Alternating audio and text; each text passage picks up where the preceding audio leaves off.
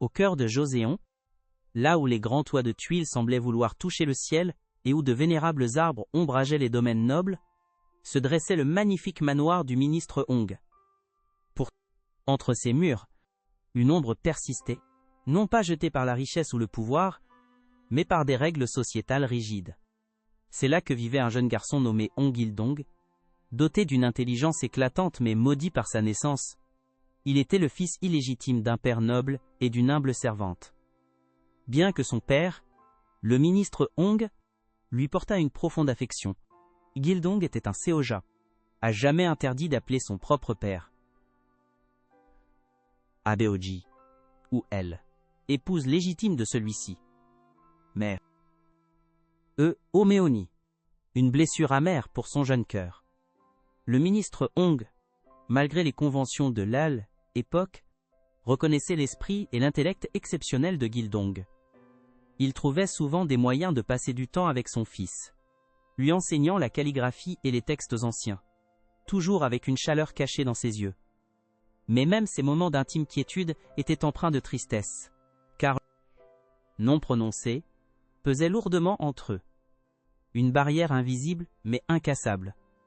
Gildong aspirait à une simple reconnaissance, au droit de saluer ouvertement l'homme qu'il admirait, un désir qui brûlait ardemment sur fond de son exclusion sociale. À mesure que Gildong mûrissait, ses talents épanouissaient de manière à étonner tout le monde. Il maîtrisait non seulement les études savantes, mais aussi les arts martiaux, s'exerçant en secret, ses mouvements vifs et gracieux comme ceux d'un esprit de la forêt. Sa prouesse physique et son esprit vif le rendaient formidable. Un véritable prodige. La blessure d'être un Seoja ne s'est jamais estompée. Au contraire, elle se transforma en une résolution silencieuse. Et réalisa que si la société ne lui accordait pas le respect qu'il méritait par sa naissance, il le gagnerait par ses propres actions, traçant un chemin où la lignée importait moins que la justice. Éclat de Gildong, attisait aussi de dangereuses jalousies. Rempli d'envie et encouragé par sa mère, échafauda un complot sinistre. Il soudoya un serviteur de la maison pour assassiner Gildong pendant son sommeil. Par une nuit sans lune, l'assassin se glissa vers les appartements de Gildong, un poignard étincelant dissimulé sous ses robes. Mais Gildong, toujours vigilant, sentit le danger avant même qu'il ne se matérialise pleinement. Son entraînement avait aiguisé ses instincts à un degré presque surnaturel. Au moment où Deokso fit irruption dans la pièce, le poignard levé, Gildong se déplaça comme l'éclair. Avec une vitesse et une agilité étonnantes, il désarma l'assassin, arrachant l'arme de sa prise avant même que Deokso ne puisse comprendre ce qui était passé. Épinglant le serviteur recroquevillé contre le mur, le regard de Gildong n'était pas celui de la colère, mais d'une déception perçante. Il apprit le complot, confirmant ses craintes que le véritable danger ne réside pas chez des ennemis lointains, mais dans le cœur rempli de préjugés de sa propre famille.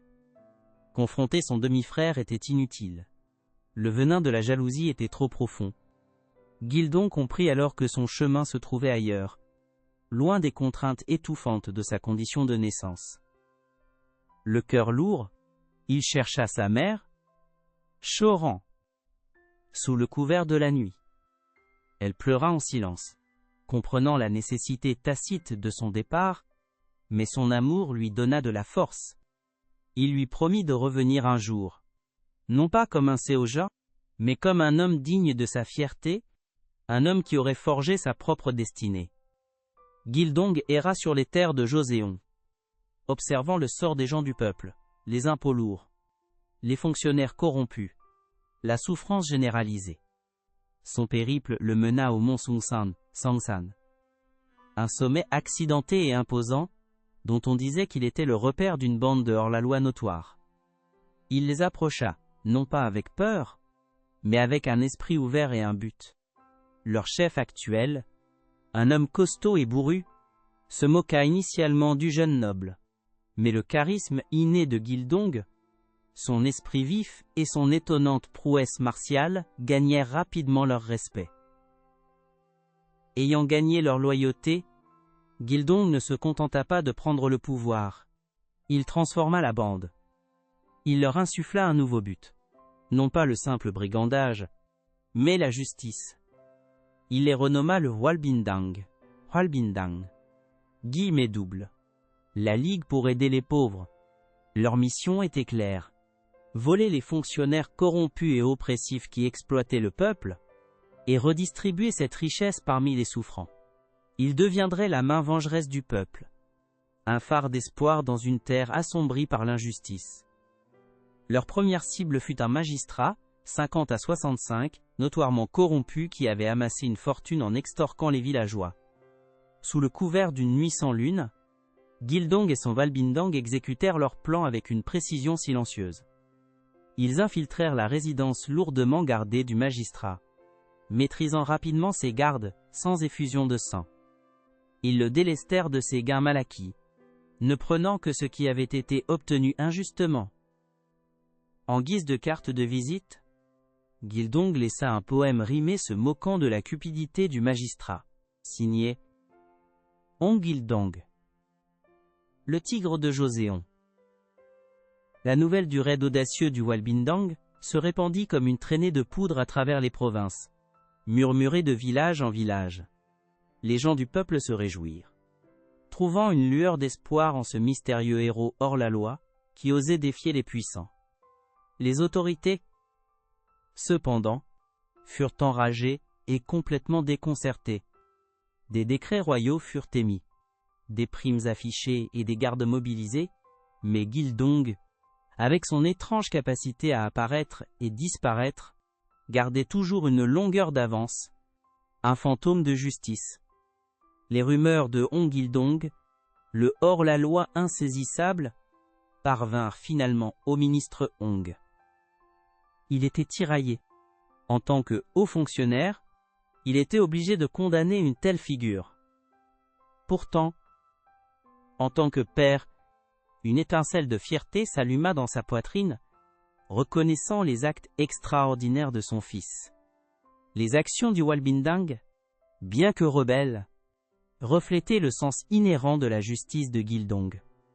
Il s'assit seul dans son bureau, le poids de son devoir se heurtant à l'admiration silencieuse qu'il ressentait pour le fils qu'il ne pouvait reconnaître. Connaissant la situation difficile de son père, Gildong décida de visiter le manoir une dernière fois, déguisé. Il trouva le ministre Ong, le cœur brisé, tiraillé entre l'amour filial et le devoir. Gildong se révéla. Des retrouvailles douces amères sous le couvert de la nuit. Il assura à son père que ses actions, haines, n'étaient pas nées de la malice, mais d'un désir de voir la justice prévaloir là où la loi avait échoué. Ce fut un moment poignant de compréhension entre eux. Une reconnaissance silencieuse du lien que la société avait cherché à nier. Le roi, exaspéré par les évasions continues de Gildong et la moquerie de son autorité, déclara finalement que si quelqu'un parvenait à capturer Ong Gildong, même son propre père serait exonéré. Pourtant, tous les efforts échouèrent. Ong Gildong était simplement trop rusé, trop insaisissable. Dans un moment de brillante espièglerie, Gildong employa sa connaissance de la magie taoïste, créant de multiples clones identiques de lui-même.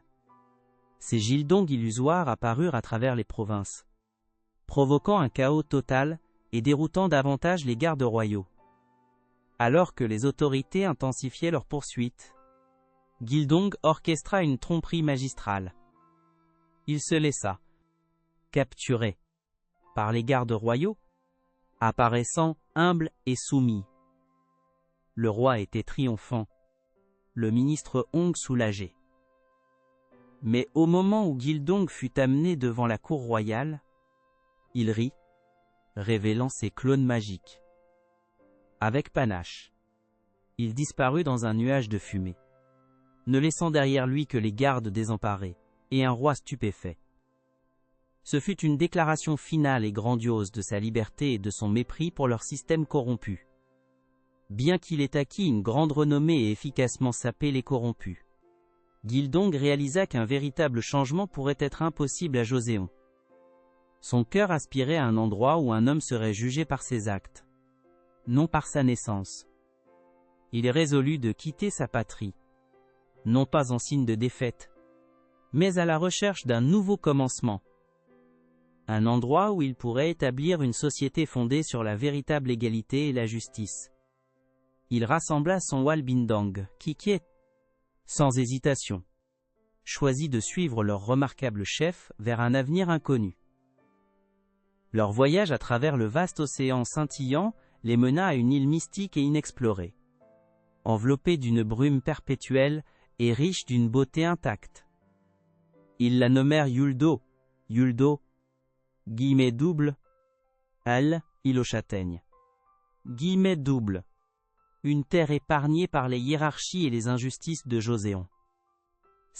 Était un paradis à couper le souffle, avec des forêts luxuriantes, des rivières claires et un sol fertile, attendant d'être cultivés. Ici, Gildong imagina son utopie, un royaume bâti sur les idéaux mêmes pour lesquels il avait lutté. Sur Yuldo, Gildong put enfin réaliser sa plus grande aspiration. Il établit un nouveau royaume, gouvernant avec sagesse et compassion.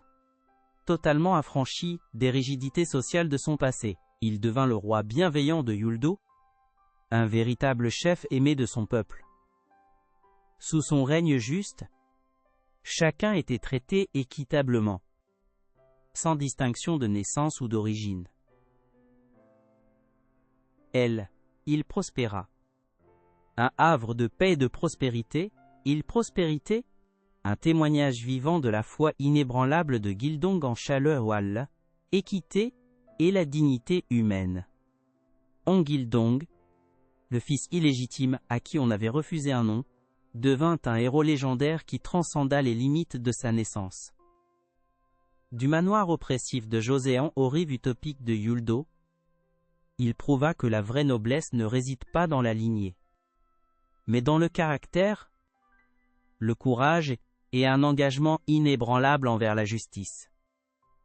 Son histoire nous rappelle que même face à des obstacles insurmontables, on peut forger sa propre destinée, défiant les systèmes injustes, et inspirant des générations à rêver d'un monde où tous sont traités avec respect et égalité. Le conte de Gildong reste l'un des récits les plus aimés de Corée, un symbole intemporel de rébellion contre l'injustice et du triomphe de l'esprit humain. Il nous invite à regarder au-delà des différences superficielles et à reconnaître la valeur inhérente à chaque individu. Quels aspects du parcours de Gildong ont le plus résonné en vous? Partagez vos réflexions dans les commentaires ci-dessous. Si la quête de justice de Gildong vous a inspiré, veuillez aimer cette vidéo et envisager de vous abonner à notre chaîne pour plus de contes populaires coréens enchanteurs. Portez à elle, écran dans l'esprit du studio Ghibli. Jusqu'à la prochaine fois. Que votre propre chemin soit guidé par le courage et la compassion.